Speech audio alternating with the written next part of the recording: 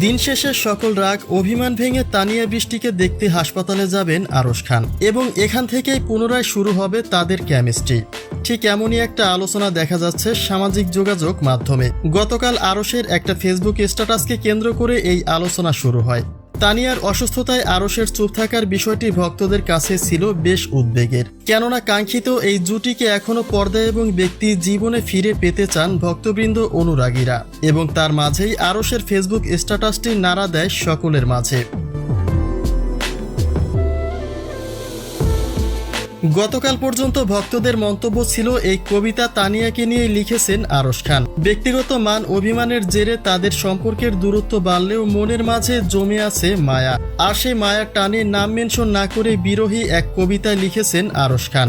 কেননা তানিয়া বৃষ্টি মৃত্যুর সঙ্গে পাঞ্জা লড়েছেন, যদিও ব্রেন সার্জারির পরে এখন সেই ঝুঁকি কমে গেছে। তবে প্রিয় মানুষটার এমন দুঃসময়ে কাছে থাকতে না পারাটা ভীষণ যন্ত্রণার। আর সেই বিরহী কবিতার মাধ্যমে প্রকাশ করলেন কিনা আরশ খান, সেই প্রশ্নটাই সকলের।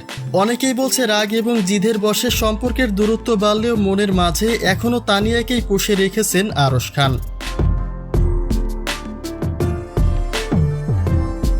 ব্রেন টিউমারে আক্রান্ত হয়ে মরণ ঝুঁকিতে পড়েছিলেন তানিয়া বৃষ্টি। তবে তার অসুস্থতা সবাইকে চমকে দিয়েছে, কেননা হাসি খুশি মানুষটা হঠাৎ করে হাসপাতালের বেড থেকে একটা ছবি দিয়ে সকলের কাছে দোয়া চেয়ে লিখলেন ব্রেন টিউমার। যে বিষয়টি এখন পর্যন্ত মেনে নিতে পারছে না তার সহশিল্পীরা।